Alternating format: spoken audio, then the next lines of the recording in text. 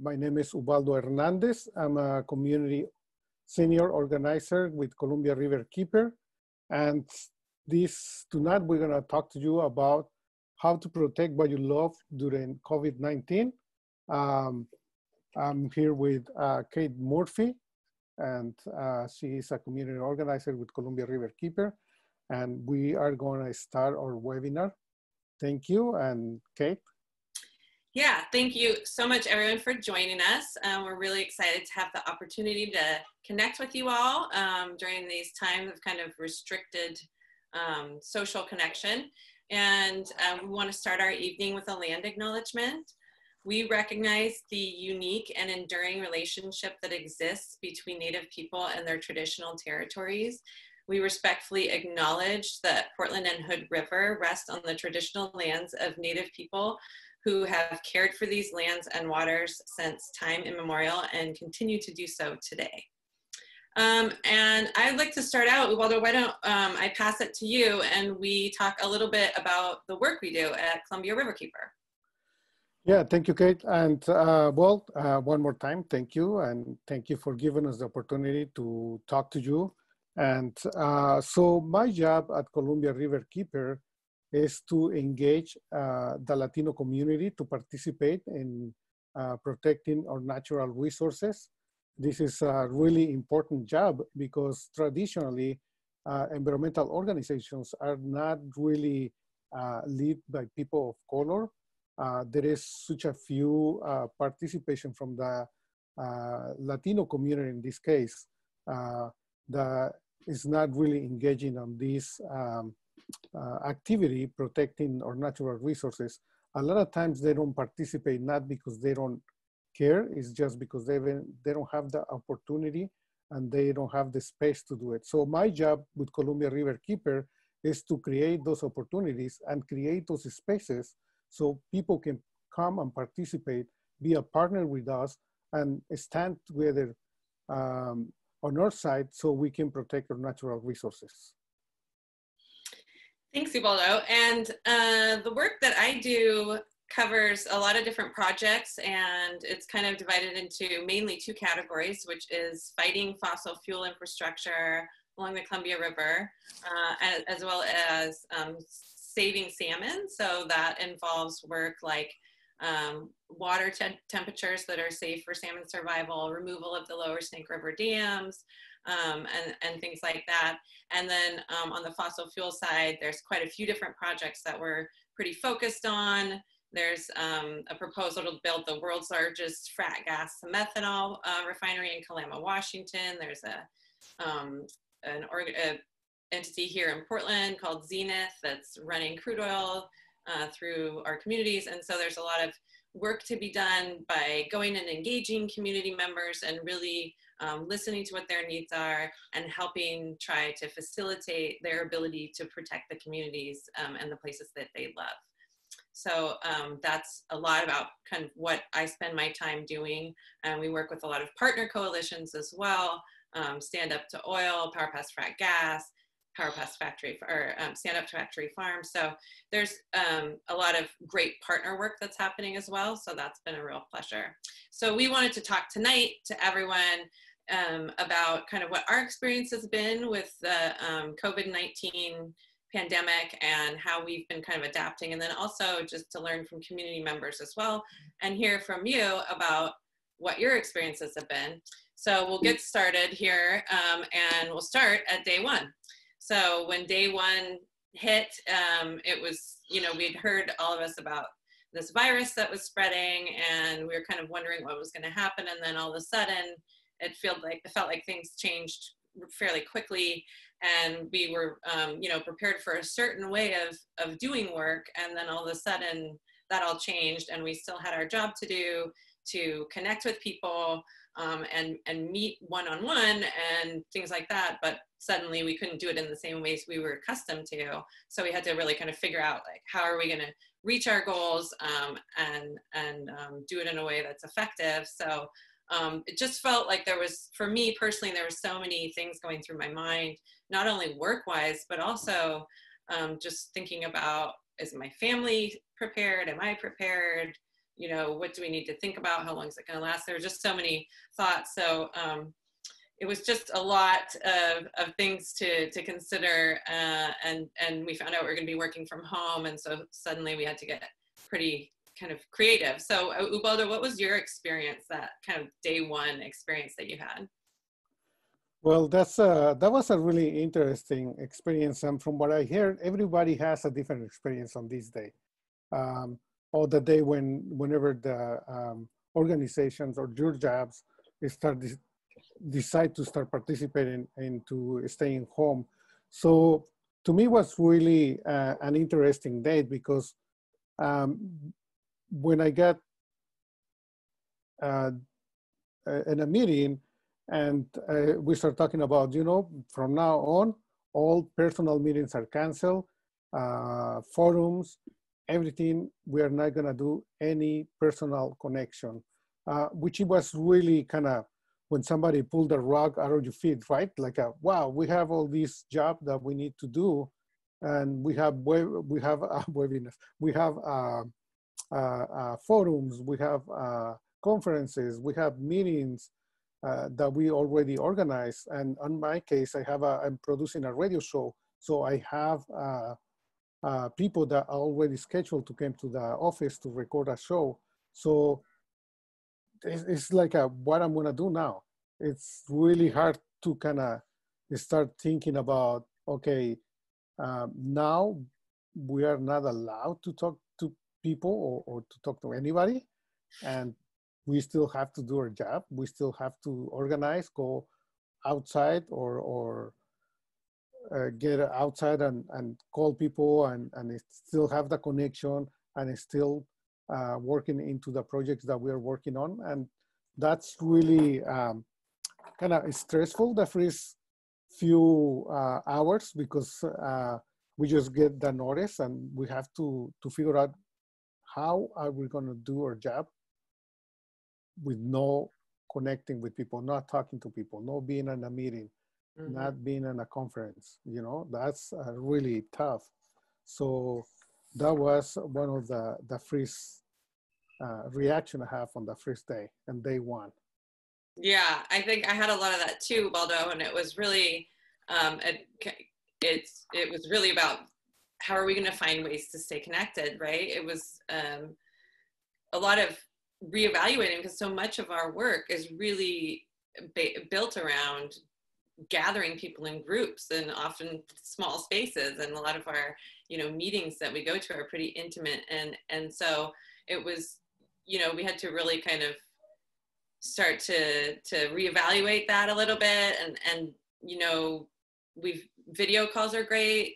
We've been using those a lot, and one thing that's so great about that is you can actually still look someone in the eye and read body language. I think, you know, it's really difficult for a lot of us just being separated because so much of our exchanges just happen kind of organically when we're around each other. And so transitioning all of our communications to this kind of digital format has been a really interesting process to go through. And it's just been really valuable to be able to find ways to create feelings of being close with people. And I think, you know, there's some cool ways that we have access to do that now. So that's really excellent for our work moving forward. And I also think, you know, that we're very lucky and privileged that we actually have access to this technology, because not everyone does have access to these type of technologies. And you know, it's making our lives a lot easier to continue what we're doing. But I just want to recognize how much more difficult it's making it for those who don't have access to technology. And so do you, Ubaldo, want to talk a little bit more about ways you found to kind of stay connected?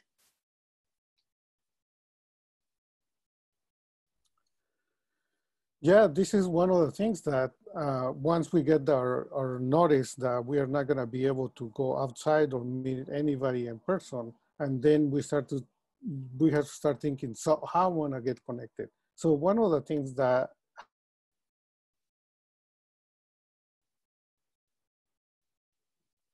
Oh, I think Ubaldo, you just froze there. I think we lost Ubaldo.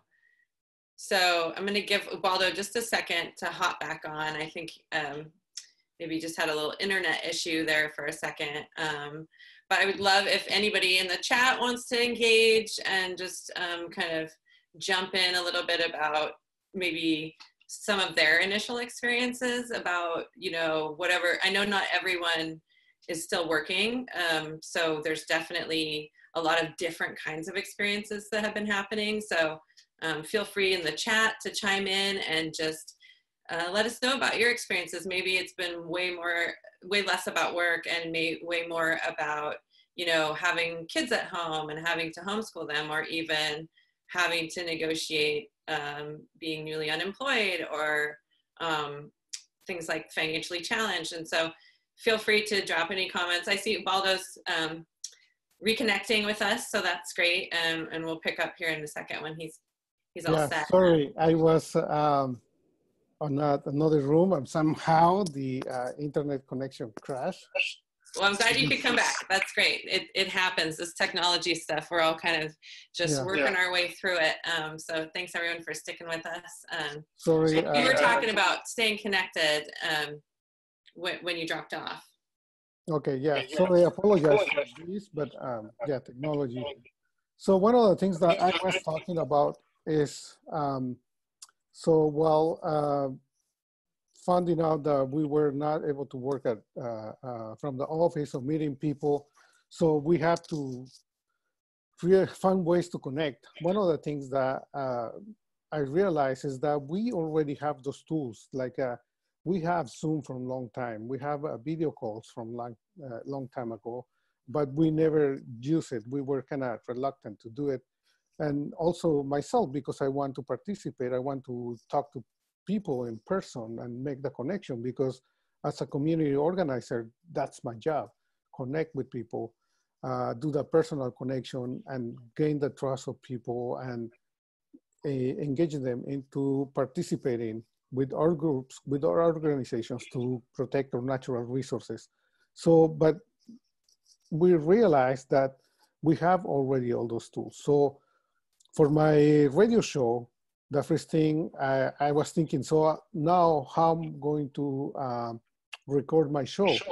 I have already people scheduled to come to the office.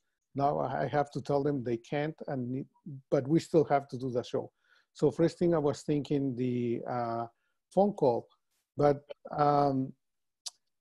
I was thinking about to call them and tell them that they have to call me back, and I will do a phone call, and that way we will do the interview.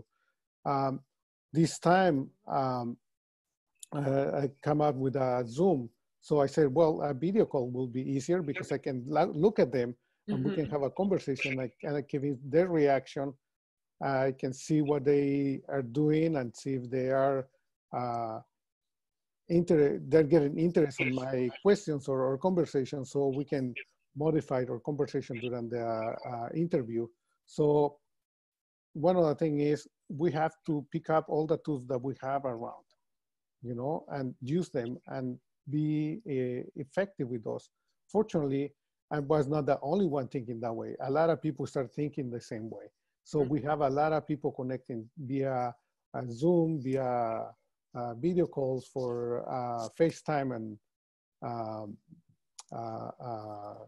Apple phones, or a lot of people start doing some of those face live events. So everybody was start picking up these tools that allow us to stay connected. And this is something really interesting with this moment, is that we were able to reach people farther, way farther from where we are.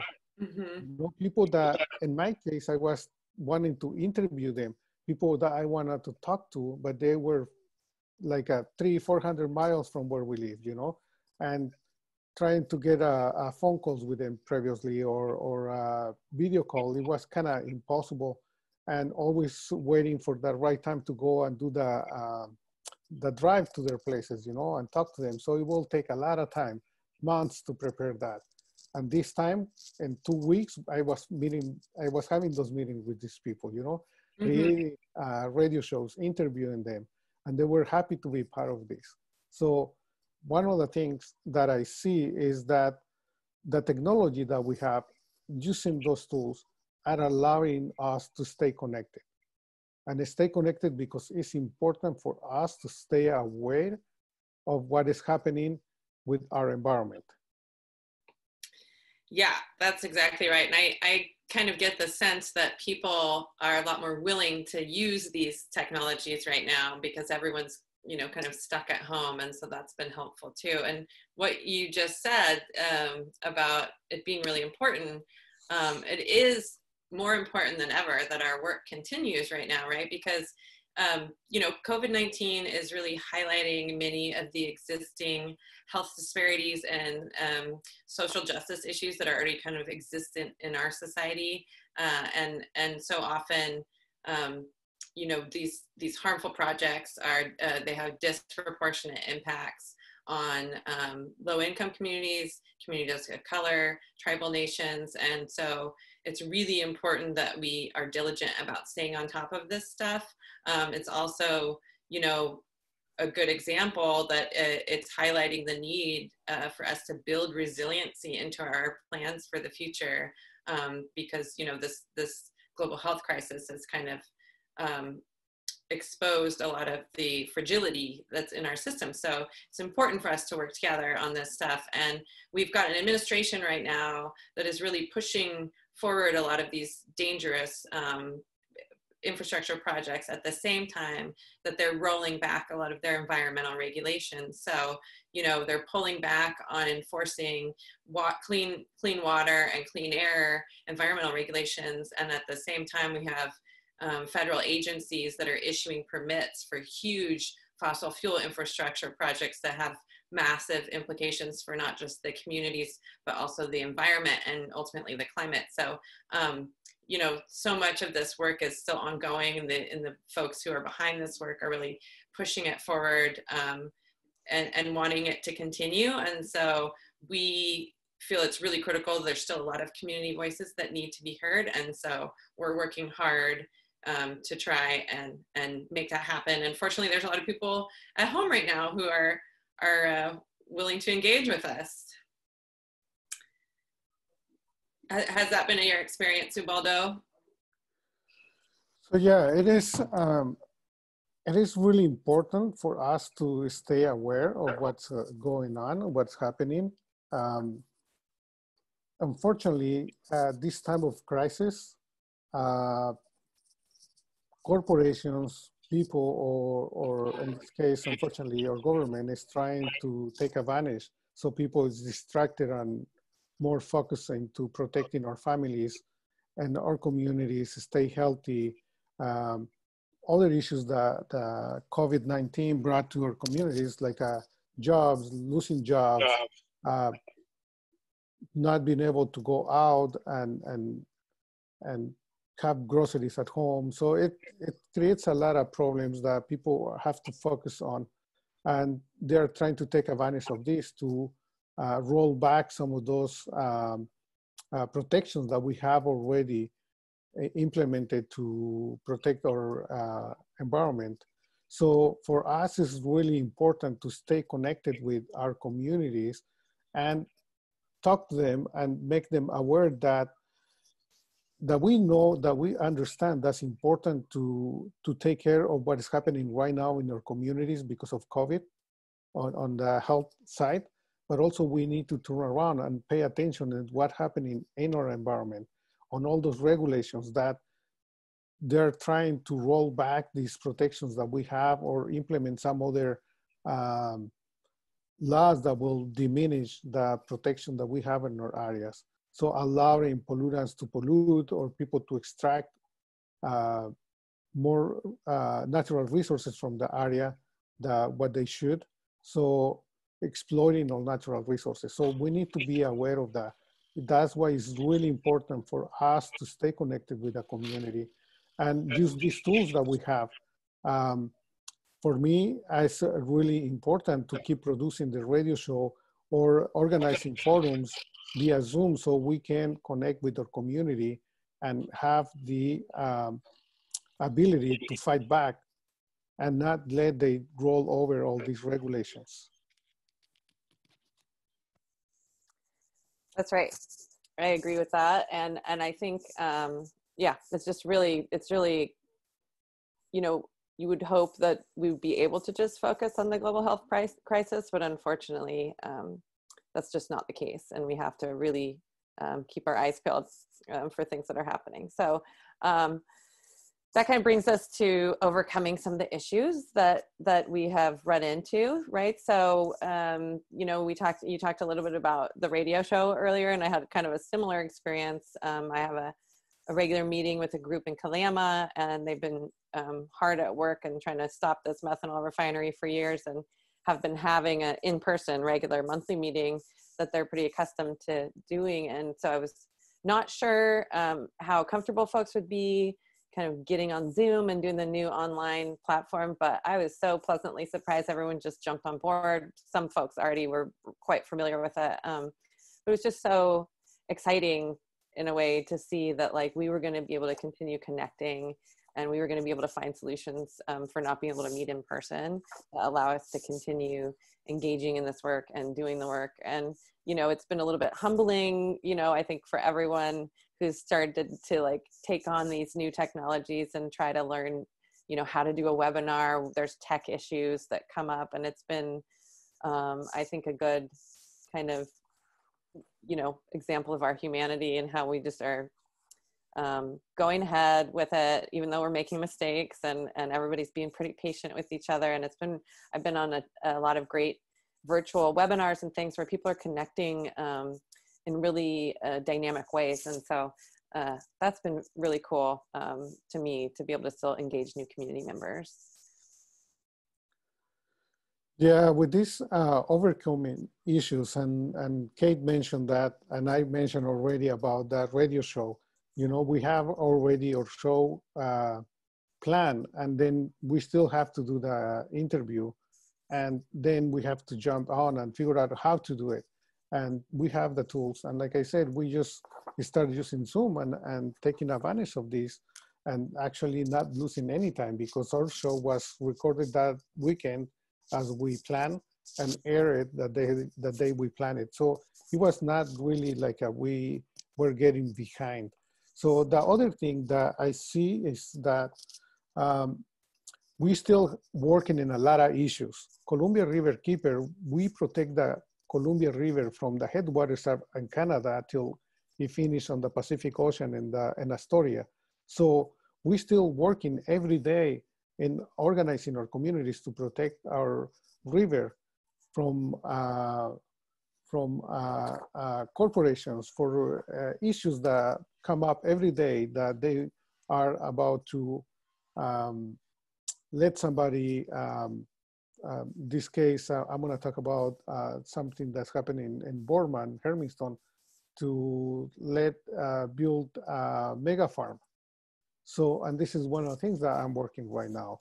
Right now, taking advantage of this technology and connecting with people, we are organizing a public forum for Thursday, but we're going to invite the Latino community to participate and learn about mega farms. Why it's important for us to be aware of what mega farms represent to our communities and our environment. So we are working with other community organizers in the area, and we are sending emails, we're making phone calls, and we are preparing for another webinar on Thursday to talk about mega farms. So our job is still being done, and this is how we are overcoming these issues. So we are not stopping, we are being creative, you know, in order to keep protecting our river. That's so great, Ubaldo. And before I move on to the next slide, do you want to just take a second and repeat the name of the radio show and tell folks a little bit about when they can listen to Conoce tu Colombia? Yeah, well, that show's name is Conoce tu Colombia, Know You Colombia.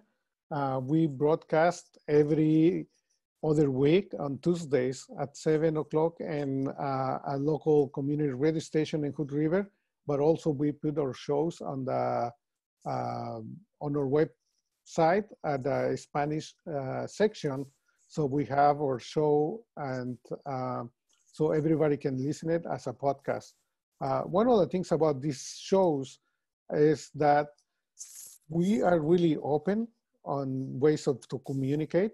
So sometimes our shows are bilingual, sometimes are just Spanish, sometimes are just English, sometimes are Spanglish. So we are really flexible that way because our communities here are really diverse on the language.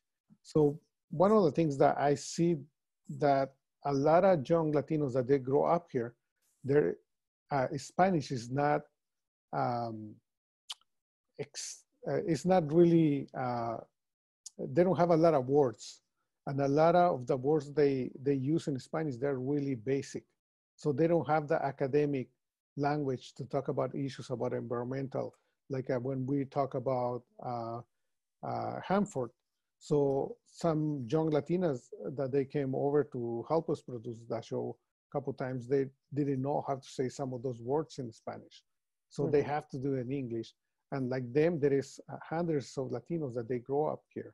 So if you come to listen to a show, you might tune to hear something that is only English. Sometimes it goes from English to Spanish, or sometimes it's only Spanish, or sometimes if there is some young Latinos, they will do some Spanglish on it.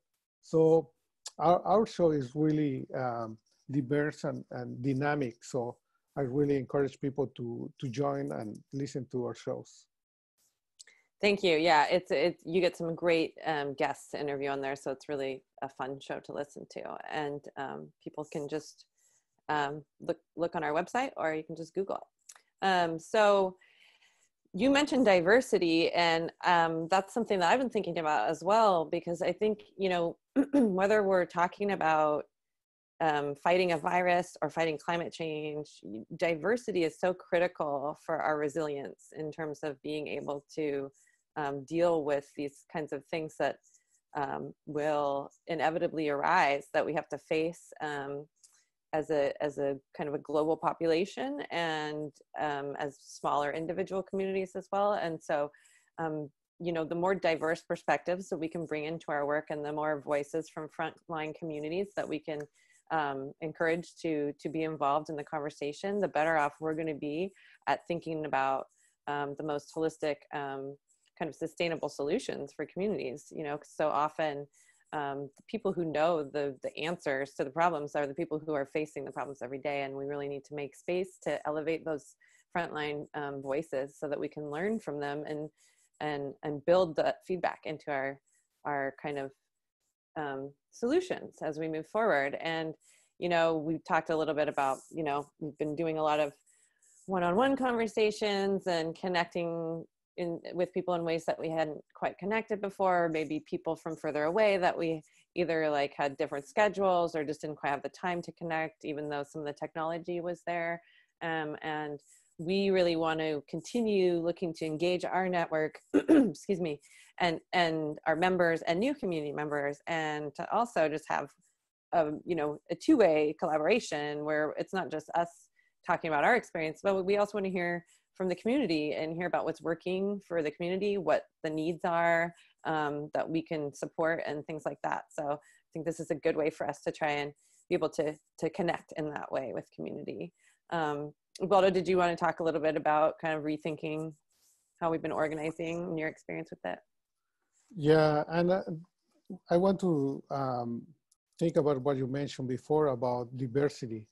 So the way we are organizing, and in my case, we have to rethink the way we approach our communities. We live in these areas that they are diversifying. So the way we connect with our community is not really simple, it's not as simple. We have to deal with communities that they came from different countries. They have for different backgrounds. We have people that they might be living in this country for generations now, but they are identified as Latinos, or they identified some other culture, and we need to think in the way that we can approach them, respecting their culture and their communities, So we have to rethink the way we organize. It's not just one way. So we need to diversify and open a space for these people, for these communities to participate. So one of the things that we do with Columbia Riverkeeper is that when we go to a community, we always get there and talk to members of the community. We start talking to them, first talking to them about their issues, their personal issues, what they have to live day by day. Because a lot of times people, it's not that they don't want to participate or they don't care about the environment. It's probably they have some other issues that they have to worry day by day. Like with Black communities or Latino communities, we need to think about, if I'm gonna leave my house today, I'm gonna be able to come back to my house today. And why? Because probably some people, Latinos that they are undocumented, they don't have a driver's license. They get pulled over, they ended up in jail, and they ended up deported. You know, with the Black community and Latino community, we suffer from a lot of racial profiling. You know, we don't know if we're gonna get pulled over or we're gonna end up dead. You know, and there is so many things that we have to worry. I have to think about my family. I need to feed them. I need to work 2 jobs. I don't have time to participate. So we need to understand all those issues that they are around our communities and try to sympathize with some of them. And then once we sympathize with their issues and talk to them and tell them that we support them, we can ask them to participate with us too. And we explain them why it's important to participate and protect our natural resources. So this organizing, especially in rural communities, is really tough because our communities are changing, especially rural communities where now there is more immigrants in these areas, a lot more diversity in, with different cultures and how you to approach those. So definitely it's a challenge. And in these COVID times, those challenges increase because we are not talking to those people personally. We have to use different ways, like webinars or Zoom calls or Facebook Lives. But still, you're not really seeing the reaction of the people. Like as a community organizing, we go to the community and talk to them personally. So it's really different, but still we are doing the job and we're still connecting with people. And personally, I really like when people turn on their camera so we can see them and we can see if we are really connecting with them.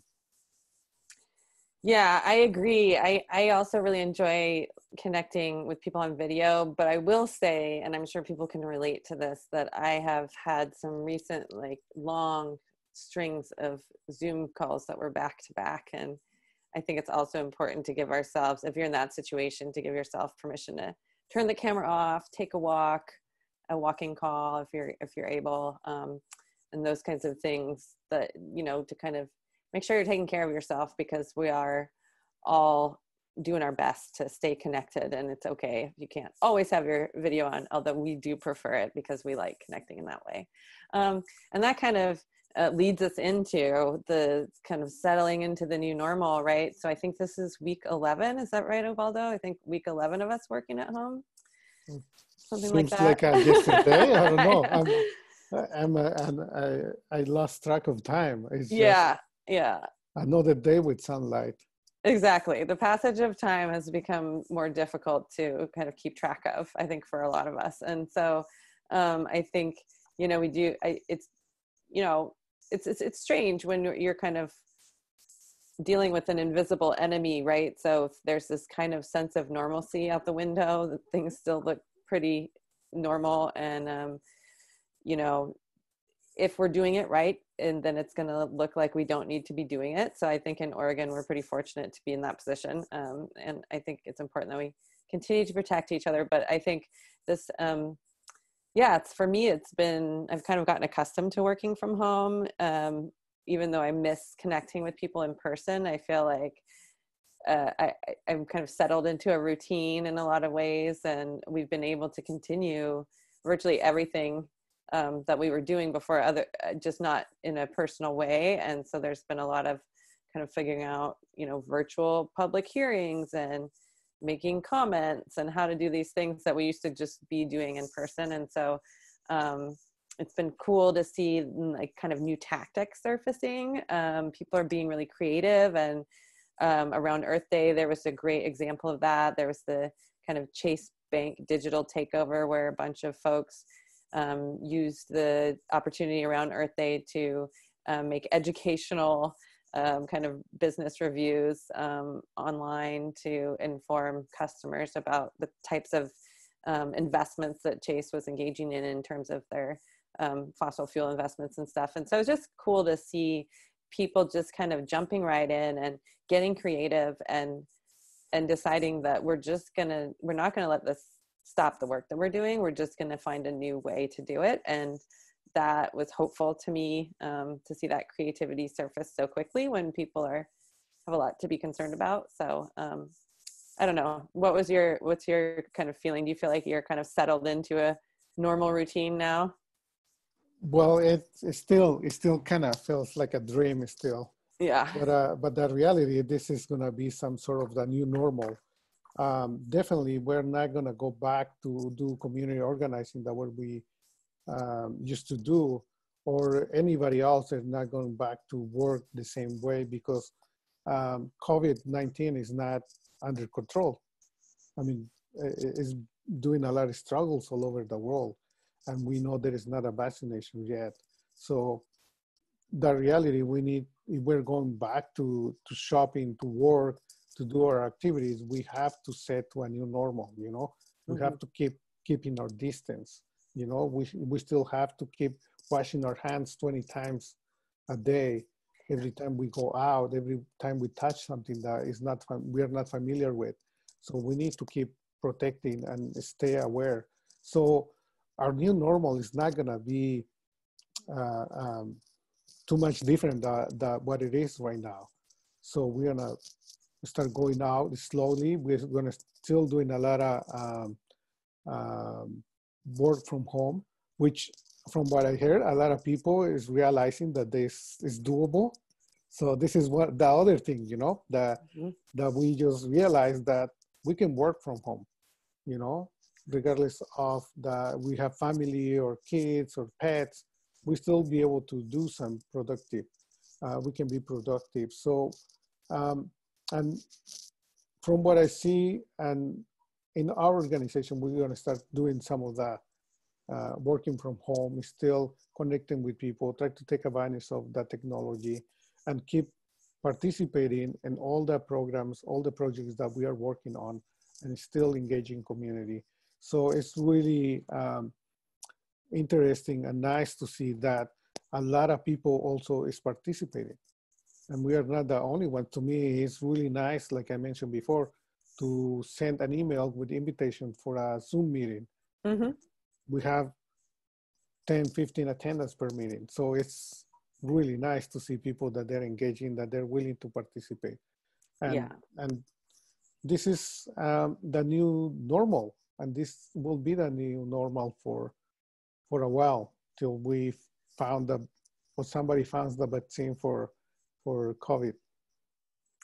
Yeah, I think you're right. I think we will be working in this virtual way for a while into the future. And so it's really great that we're able to be able to build on these technologies. And so another thing that really kind of brings up is this balancing act that we've always had to do, this balancing act, right? But with everything that's going on, I think it's just more pronounced, and people have all these added things to worry about, like homeschooling kids or being unemployed or trying to get all your work done that you had to do before, but only on a virtual platform. And so there's a lot of that comes up, and it becomes kind of difficult to always be able to prioritize things in a way that feels balanced. And so it's really important that we're taking good care of ourselves. And I just want to address a little bit about, it's not only our physical health and our immune system, but, this can be really trying on people's mental and emotional health. Isolation is a big driver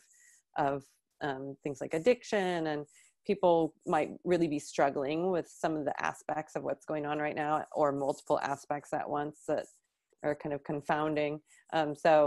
Or compounding rather. And so, yeah, I think, you know, of course, regular exercise and getting lots of sleep and eating as healthy as you can. But I think one thing that I have found is really being able to be forgiving of yourself. And I have to remind myself to not necessarily measure my level of productivity based on my old measuring stick, but use my COVID-19 measuring stick, in which, you know, productivity looks a little bit different. And I heard a saying, and I wish I could attribute it to its original, the person who originally said it, but to paraphrase it, the essence of it was, you know, we're not working from home. We are in the midst of a global health crisis at home, trying to get some work done. And I think we should be kind to ourselves, recognize that everyone's doing their best, and that includes you. And, you know, the fact that in the midst of all this, that we're able to move forward and continue to do this work is you know, I think it's really just a really positive thing that we should be able to acknowledge. And, you know, you don't have to make the most of the quarantine. There's a lot of that going around where it's like, I'm going to start a new hobby. I'm going to clean the whole house. I'm going to organize everything or learn a new language. And it's just, you know, it's okay just to be healthy and getting by. And if you have time to take up a new hobby, that's great. How's your balancing act been in this process, Ubaldo? Yeah, definitely. It's a balancing act. We have working from home. And now, one of the things that I found in common with a lot of people that work with us, that we are being busier than before, you know. Actually, we didn't slow down. And now doing these Zoom calls, these Zoom webinars, we found ourselves like we are in front of the screen for 8 hours, you know, straight. I mean, there is webinar to Zoom call to webinar, or Zoom call to Zoom call, and participate in this with these organizations, trying to figure out how to support our communities with COVID-19, and still participating with environmental organizations, organizing our meetings and having another Zoom call. So one of the things is, a lot of times it's really overwhelming, because I was talking to Kate and I was telling her that, and she mentioned this too, that sometimes we were organizing in communities and we have kind of a break time when we were driving from one meeting to another meeting, right? Like that was kind of the slow down time for us. And we were driving, thinking about what happened in that meeting, thinking about the next meeting, you know, kind of relaxing on our way. And now we don't have that. Now we have like, okay, 5 minutes and I have to click on to join the other meeting, you know? And sometimes we are just like, okay, close this window and open this other window for the next meeting. So this is something that we need to learn to balance, because that can be overwhelming and can burn people, you know?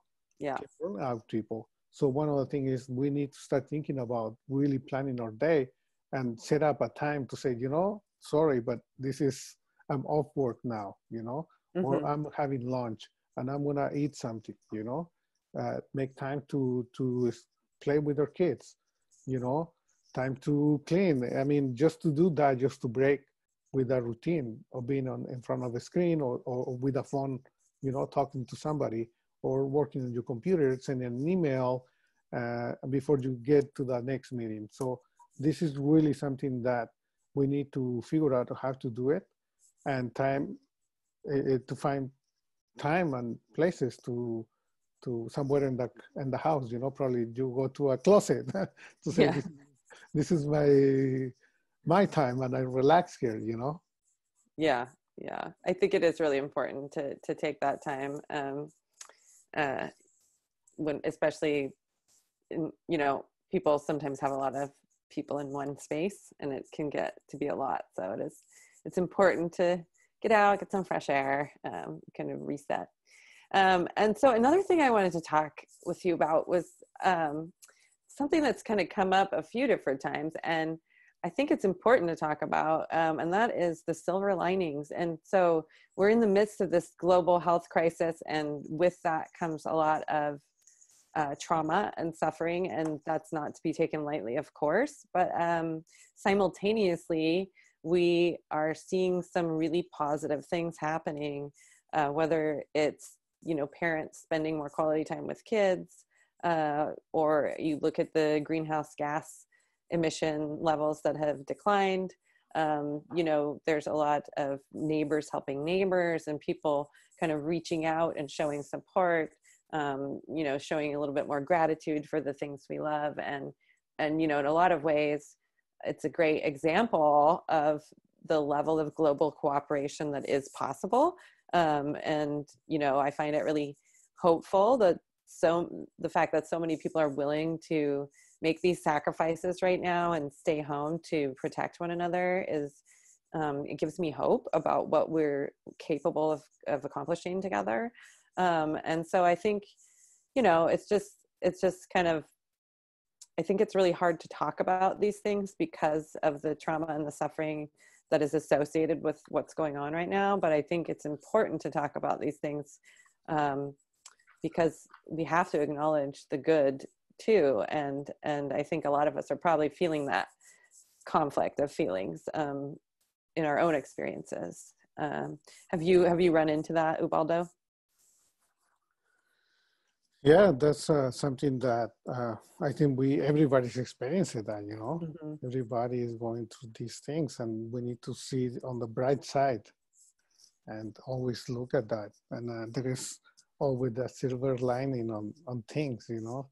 Yeah. Appreciate the time we are now spending with our families. I was reading an article about before COVID-19, how much people spend time on their houses, you know. Mm-hmm. Think about the people who rent or they're paying for their houses, and they spend such a little time on their places, you know. And now we're taking advantage of the place that we are paying for, Mm-hmm. and spending a lot more time on the house, you know, enjoying really the house that we're paying for, instead of being outside for 10 hours a day, and Mm-hmm. then come back to sleep and rest and do the same thing the next day. So, and spending time with our pets. That's really important. Mm-hmm. Also, it's really nice to spend time with our families, with our kids, you know. I mean, there is a lot of things that are happening right now with families, and they are really enjoying the time together, and mm-hmm. they are learning to interact, because that's something that was changing. I mean, think about now our societies were more active, more like stay busy, go to work or do something, you know. But mm-hmm. usually we don't do that something with the family. It's doing that something with somebody else, you know, because you don't have time for your family. And now we are being forced to stay together for weeks now and learning to interact with each other again, you know? Yeah, yeah. Yeah, and I think, you know, and it's kind of, I think it's interesting when we talk about, you know, moving forward, oops, I've got the wrong side there, sorry. We talk about moving forward, and kind of like taking note of what we want to bring with us into the future and what we want to leave behind, right? So it's, you know, it's been a really difficult time, and this time has also given us the opportunity to really kind of reflect on what it is that we value. And, you know, as we move forward, eventually we will not be socially distanced in this way. And as we move forward, we want to be really mindful about what it is we want to take forward with us, and then what it is that we want to leave behind, because not everything is serving us, like we're finding out.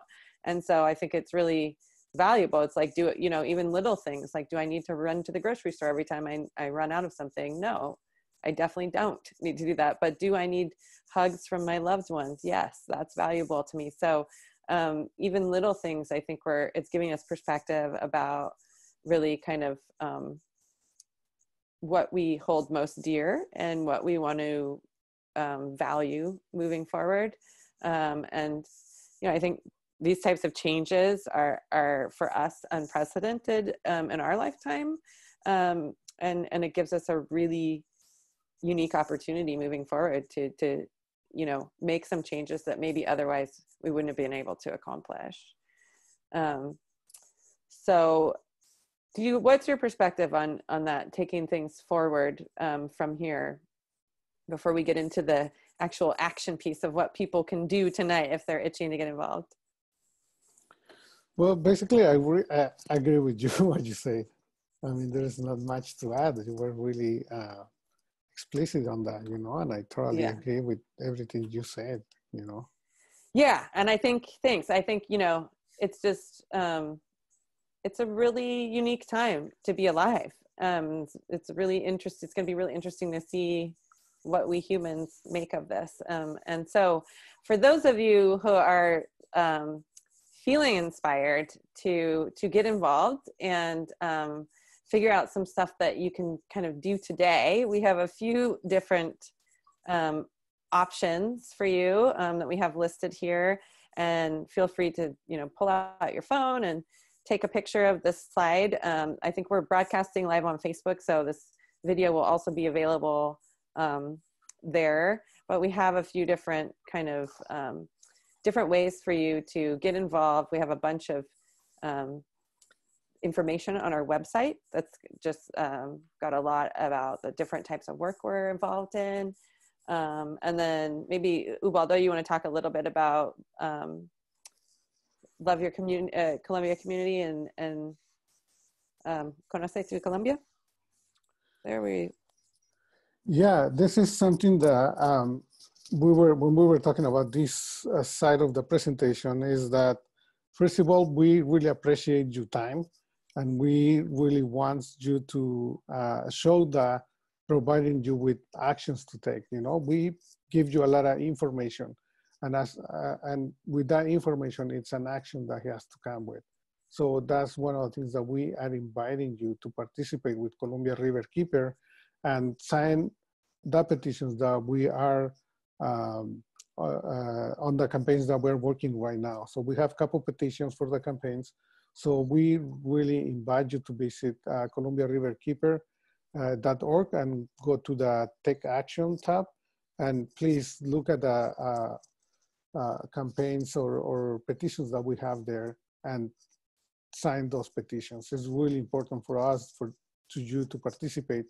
And after you having this information, is important for us to give you the opportunity to take action. So out of respect of the time that you took to be with us here, there is some options to finish the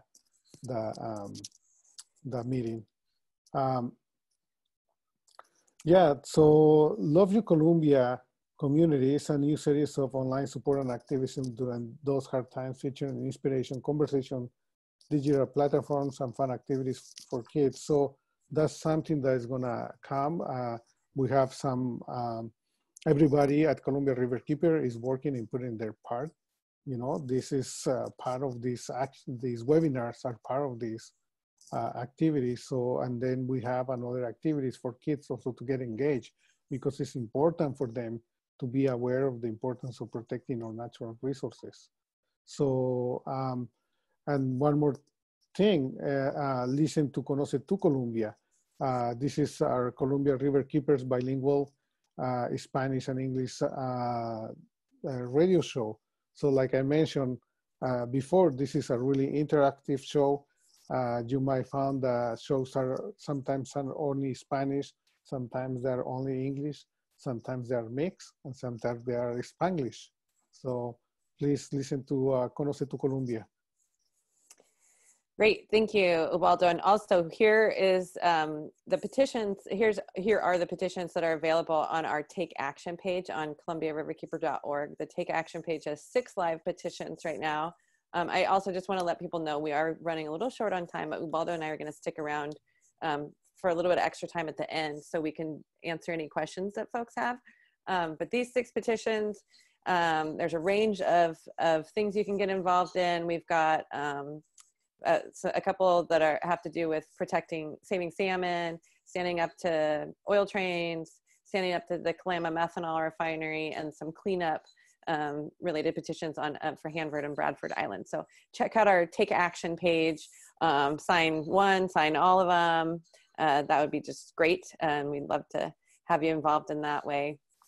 And before we move to the Q&A, we just wanted to make a note that there are a lot of community resources available for folks right now. So whether you're in a position where you can help someone or you're in a position where you need assistance, we just want to encourage folks to look for those resources. There's a lot of mutual aid networks and a lot of local resources. I know that the food banks have been getting a lot of donations. So if you need food, there's food available locally here in Portland. So check your community resources if you need them or if you have assistance to offer. There's a lot of great stuff that people are doing for each other to support their community. Just wanted to make a note of that. And Ubaldo, did you have anything to add to that before we jump into a quick Q&A session? No, basically the same thing. Just check your local organizations. There is a lot of help and support, and I think that will be kind of a lot of information to put in this screen right now, but there is a lot of information going out to our community, and you can easily find that information on your local networks. Right. So I just want to say again, thank you all so much for joining us this evening to be able to connect with us a little bit and have this conversation. We are going to have a short Q&A session here, but in case you have to hop off, I want to be respectful of your time and acknowledge that it is 6. We really appreciate you joining us, and we hope to continue to have these types of kind of collaborations together as we move forward and continue with our kind of somewhat socially restricted work. So Ubaldo, do you see any questions popping up in the chat? No, we don't have questions right now. Oh, actually, I see one that just popped up. This one says, what specific projects are you working on now and what is happening with them? That's a good question. And there is probably way too many projects to cover.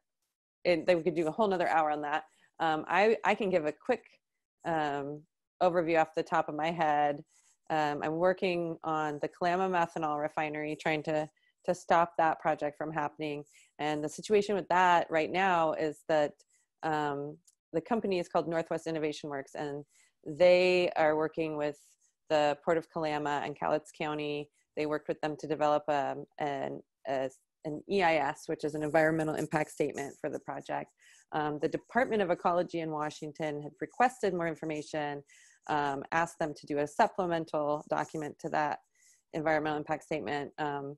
And after much back and forth, eventually Ecology felt they weren't getting the information they needed, and they decided to perform their own environmental impact assessment of the impacts of this project, which is really good news for Kalama and good news for us, because it means that they're going to make a really thorough and accurate review, ideally based on the science that includes some kind of upstream and downstream emission impacts that weren't included in the original impact statement.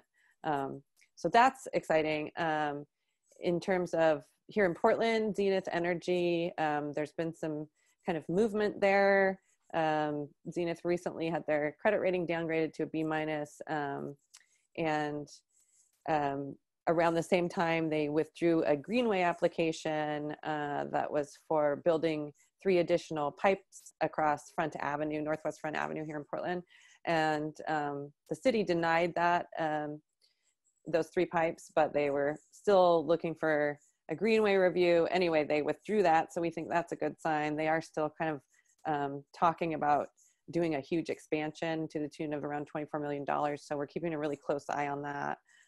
We have global partners at Port Westward, which is near Clatskanie, Oregon right now, and they are currently in the middle of a comment period for a really big air pollution permit for transloading crude oil, renewable fuels, as well as ethanol. And so we really don't want more crude oil trains running through our communities and communities in Columbia County.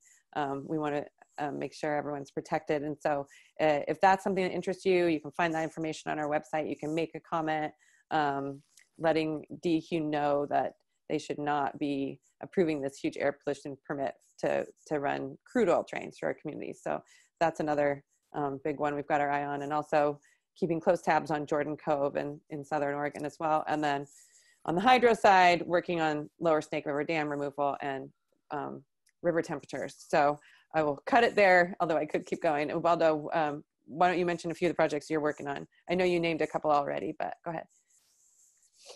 Yeah, so one of the things that I'm focusing right now is on mega farms, mega dairies and Hermiston area. So we are trying to engage the community to participate and help us to protect the river. And so our webinar this Thursday, we're gonna present the community and explain them what a mega farm is, how it affects our community. So it's basically a grassroots movement because we are trying to engage the Latino community. So there is not much information that has been presented to the community before. So this is one of the main programs or projects that I'm working on. Yeah, that's really important, not only because it's really horrible for the health of the animals, but also like the environmental impacts are extreme from those massive operations. So that's really important work. So I think there's, we'll do maybe one or two more questions. This question says, what's the hardest part of working virtually? And I bet, Ubaldo, that we probably have the same answer to that question.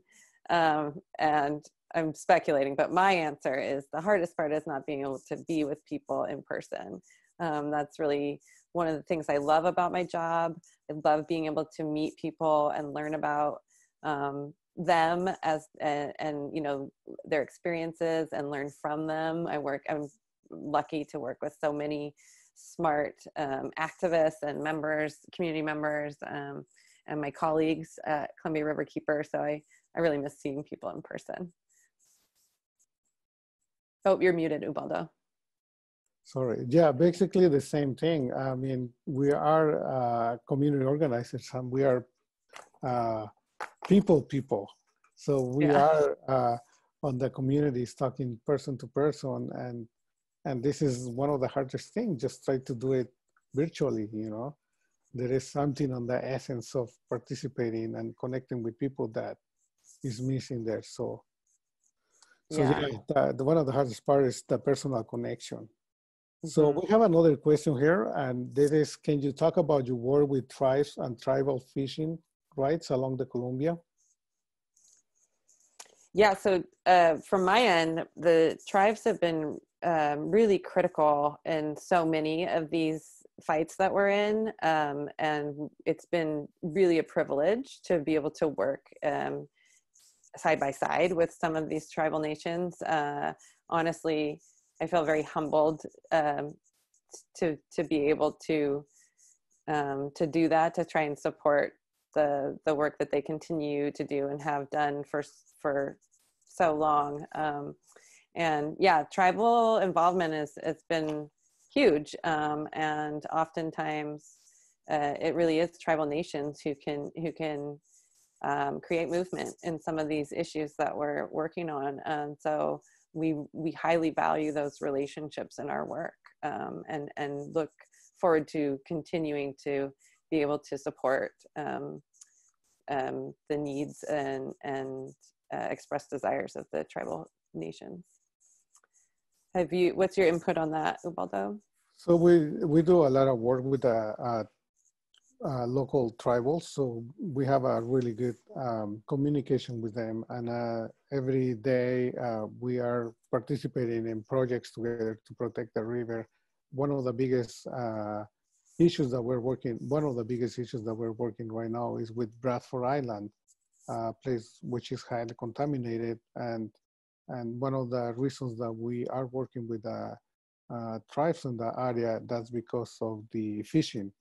The river is highly contaminated. People fish in the area. The local resident fish that they extract is highly contaminated. So that's an issue really close to the native community in the area. So it's really important for us to work with them and participate in order to ensure that these places are properly clean. Mm-hmm. And that's an ongoing work. I mean, this is one of the many projects that we are working with native groups. Yeah, they've been really amazing partners to work with. What do you think? One more question, Ubaldo? Should I pull I think one? we are done. I have with one time. left. I have one more, if you do, because I just want to address this since it's been asked. So that someone asked, what are ideas for taking action aside from petitions? And I just want to highlight that there are lots of ways to get involved aside from signing the petitions.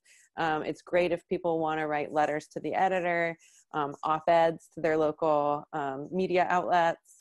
And I think letters to elected officials can be really effective from locals, as well as just finding out if you have the time and the capacity, looking for organizations in your local area that are doing really good work that you believe in, and seeing how you can be of support to them.